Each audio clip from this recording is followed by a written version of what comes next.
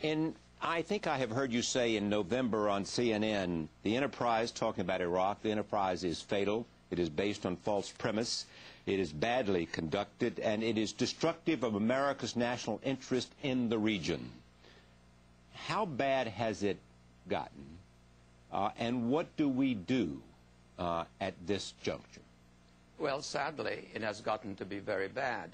And I think fundamentally the problem is that we are conducting what to the people involved appears to be a colonial war in the post-colonial era. And we can't win that kind of a war. And this is why the vast majority of the Iraqis favor American departure.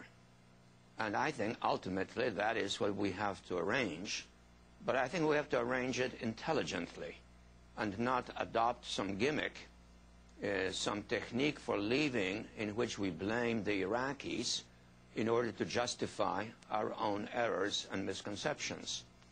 I think a strategy of blame and run is no improvement over cut and run.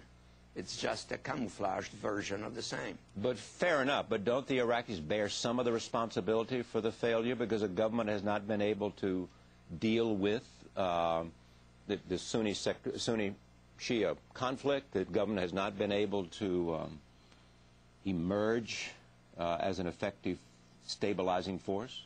Charlie, you say government. What government? Whose government?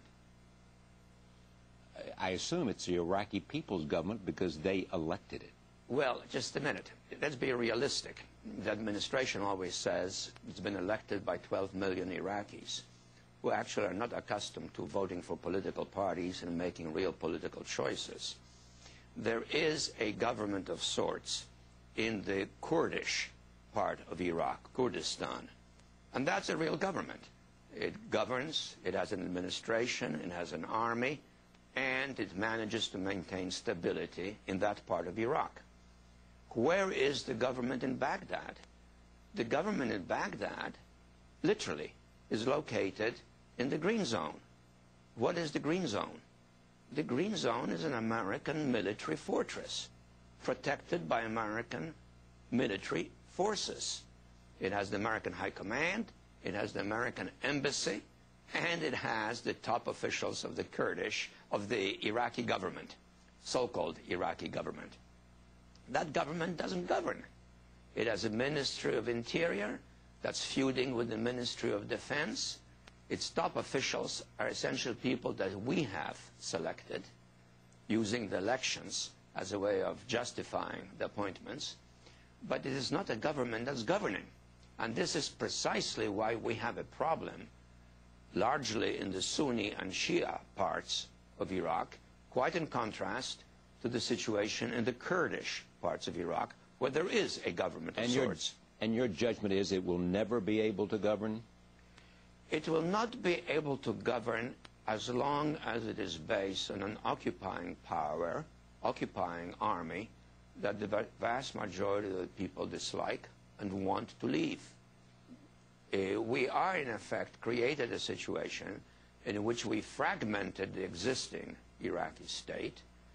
We removed a criminal element that was in charge, but also we undermined the structures of power, and we have contributed to massive chaos that has now turned into sectarian violence that is becoming, or already is, a civil war, a sectarian civil war between the Shiites and the Sunnis.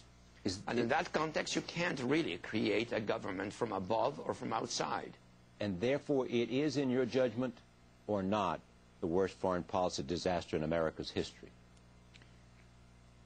That's a very big question to answer so categorically, but I am increasingly coming to the view that it is the biggest disaster. But let me explain why. It's not a disaster that threatens us directly or imminently. And I don't buy the notion that the president propagates, that if we weren't in Iraq, those who oppose us in Iraq would somehow swim across the Atlantic and attack us back here. That's not going to happen. Most of the people who oppose us because we are there. The exception is the Al-Qaeda, which would like to hurt us here. but I think we could be much more effective in fighting al-Qaeda, not just in Iraq, but also in Afghanistan if we weren't in Iraq. But why do I still lean to the idea that this is the worst disaster in American history? Largely because in the course of the last 15 years, we have become the only global superpower with a unique opportunity to shape the world in a fashion that would be more congenial to our values, our interests, but more importantly, to the values of all of humanity. And I am afraid that we're fumbling that opportunity, that the crisis in Iraq is undermining our position in the Middle East, and by undermining our position in the Middle East, we may get sucked into a larger and larger war, ranging from Suez to Xinjiang, from the Suez Canal to China's western frontier, an area of the world I call the global Balkans. And if we get stuck in that, our global power will fade away. It is in decline as we speak? Some measures it is in decline. Certainly our physical power is not in decline. We haven't mobilized it fully, but it is not. Our economic power is not in decline, but our legitimacy is, and that's a very serious aspect of power. Our credibility is. We no longer live in an age in which the president's word is trusted internationally, the way Kennedy's was during the Cuban Missile Crisis. So that is a loss. The appeal of America has gone down. In more and more countries around the world, America is viewed as a menace, and in the world of Islam, as an enemy.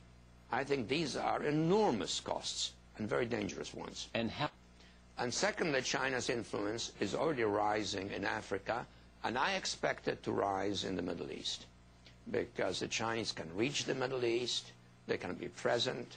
At some point, they might even be in a position to provide alternative sources of security for some of the regimes there, especially if Islamic hostility towards us, fanned by our own Islamophobia and Islamophobic language, begins to dominate the political calculus of some of the Middle Eastern Arab elites.